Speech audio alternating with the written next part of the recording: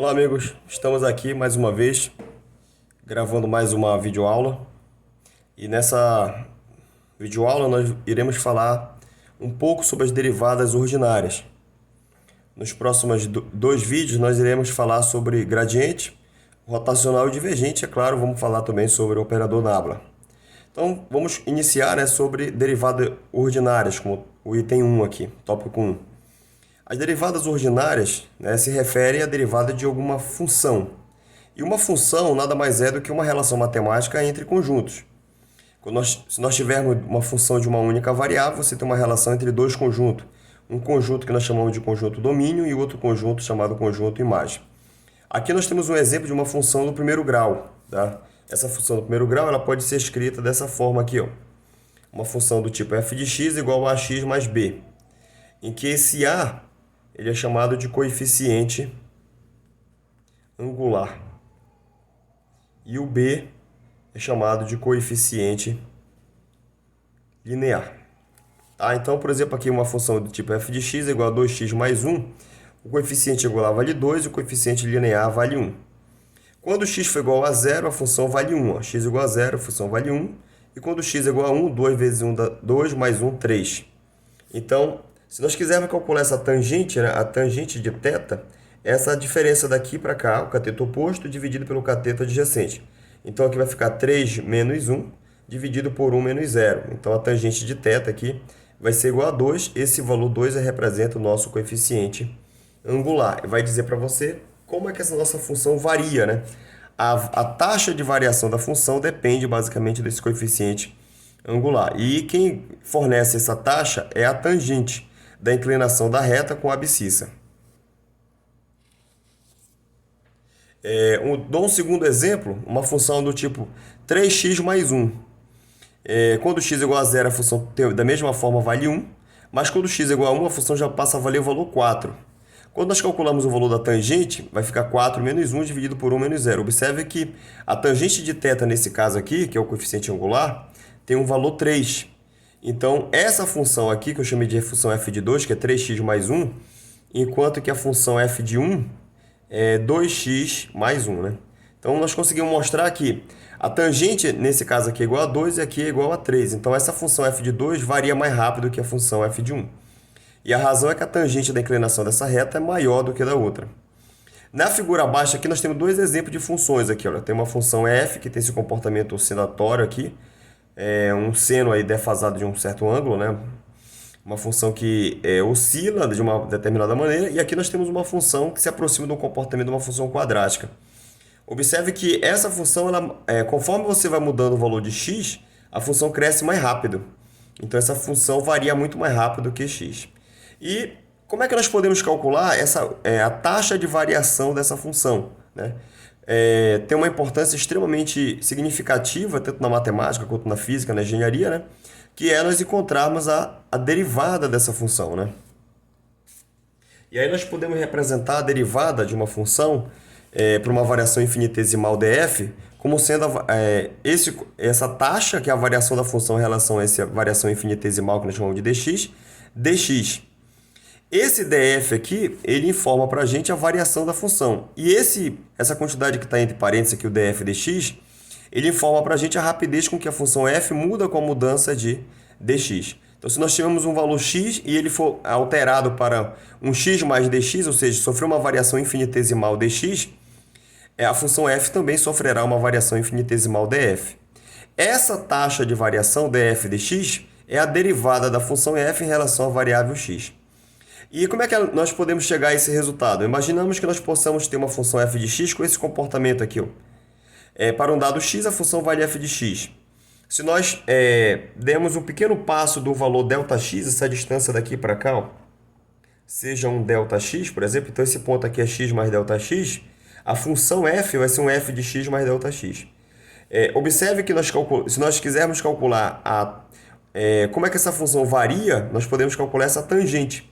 Aí a tangente é essa distância aqui, é o cateto oposto, f de x mais ΔX, nesse ponto aqui, menos o f de x, dividido pelo cateto adjacente, que é x mais ΔX menos o x, que é o próprio ΔX. Quando é que essa variação é verdadeira? Né? Quando é que a reta efetivamente vai ser tangente à curva? Quando esse ΔX estiver tendendo a zero. Tá? Então, a derivada é verdadeira desde que esse ΔX seja zero. Consequentemente, nós vamos poder sempre considerar um caso assim. Olha, imaginamos que nós possamos ter uma função f que tenha esse comportamento aqui. Ó. Se nós quisermos pegar, por exemplo, um ponto bem aqui, ó, eu posso calcular, por exemplo, a derivada nesse ponto. Tá? Se nós calcularmos a tangente da inclinação dessa reta nesse ponto aqui. Ó. Nesse caso aqui, ó, a derivada aqui nesse ponto aqui se aproxima de zero, porque a tangente está se aproximando do zero. Né? Aqui é x e aqui é f de x. Tá? Então, a derivada ela te informa, por exemplo, como é que a função está variando, né, conforme um dado domínio. Esse df dx é a inclinação do gráfico da função f versus a função versus o domínio x. A interpretação geométrica, né? Digamos que nós possamos ter, por exemplo, uma função do tipo x de t igual a x0 mais vt, em que se v uma função, é uma constante. Tá? Aqui nós temos aqui o movimento retilíneo uniforme, né? Então, nós podemos fazer o gráfico aqui no movimento progressivo, né, com a velocidade positiva. Conforme para um tempo t, você tem o x de t, o t igual a 0, x0. A tangente de θ, que é o dx dt, que a tangente informa para a gente o que? A derivada da função com relação à variável. Então, nesse caso aqui, o cateto oposto é essa distância daqui para cá, o x de t menos x0, t menos 0, em que o t0 representa 0. Variação do espaço pelo tempo é a velocidade. Então, a velocidade é tangente à trajetória. Se nós tivermos, por exemplo, aqui um x de t igual a 3 mais 2t, a derivada dessa quantidade, como é que nós podemos calcular essa derivada? Podemos usar a definição, mas podemos usar algumas regras, que advêm todas as regras que vai ser mostrada aqui, elas advêm da definição de derivada.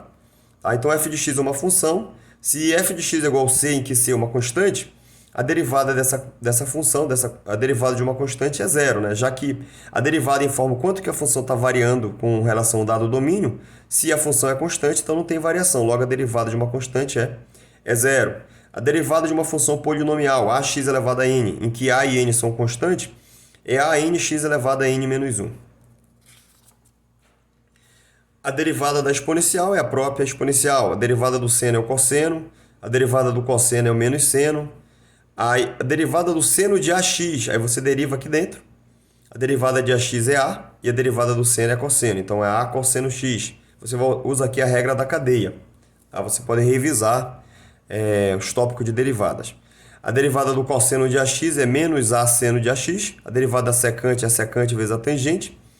A derivada do arco tangente é 1 sobre 1 mais x ao quadrado. A derivada do arco cosseno é 1 sobre o módulo de x da raiz quadrada de x quadrado menos 1. E a derivada tangente é a secante ao quadrado. Voltando aqui então para a nossa regrinha aqui, ó, a derivada dessa quantidade de 3 mais 3t, a derivada da primeira aqui é 0, a derivada de 3t é 3. Então, se a posição é 3 mais 3t, a velocidade, se for no sistema internacional, ela seria 3 metros por segundo. Aí eu coloquei um exemplo aqui, ó, uma função do segundo grau, uma parábola aqui, né? Em que esse A seja positivo, né? Vou colocar aqui a restrição, A positivo, então a concavidade é voltada para cima. E aí nós pegamos vários pontos aqui, ó. Cada pontinho você traça uma reta tangenciando a curva. Em particular, nesse ponto aqui, ó, observe que a inclinação dessa reta é zero. E a tangente de zero é igual a zero. Então, a derivada da função nesse ponto aqui é nula, já que a tangente de zero é zero, né? Então, a derivada dessa função aqui, ax² mais bx mais c, em que a, b e c são constantes e a positivo. Então, essa derivada aqui vai ficar 2ax. Esse x aqui, ele vai se tornar o que nós chamamos de x do vértice. É o ponto na qual o valor de x para qual a função apresenta o valor mínimo. Ou, em outra forma de dizer, em que é um ponto na qual a derivada da função é zero. Então, pega essa função, deriva igual a zero. O resultado que vai sair daqui é o x do vértice. Então, o x do vértice é menos b sobre 2a. Esse x do vértice você substitui aqui dentro dessa função. No lugar do x, você colocar o x do vértice, que é o menos b sobre 2a. Então, vai ficar a x do vértice ao quadrado mais bx do vértice mais c. Então, aqui vai ficar Todo número negativo elevado ao expoente par fica positivo, b quadrado sobre 4a quadrado, tem um a aqui com a quadrado aqui embaixo, vai ficar 4a, menos, mais com menos aqui dá menos, b quadrado sobre 2a mais c. O MMC aqui vai dar 4a, então o resultado aqui vai dar menos b quadrado mais 4ac sobre 4a. Coloco o sinal de menos em evidência, vai ficar b quadrado menos 4ac, eu vou delta. Então o y do x do vértice, o f do x do vértice, é o que nós costumamos chamar de x do vértice, que é menos delta sobre 4a. Então, esses dois pontos aqui, ó, você quer encontrar os pontos críticos aqui da função, basta derivar a função f igual a zero. Você tem um extremo aqui, ó, um valor para qual a tangente, né, da inclinação da função é zero. Então, essa é a primeira parte do nosso vídeo. Já vamos fazer um vídeo agora sobre o operador gradiente, divergente e o rotacional.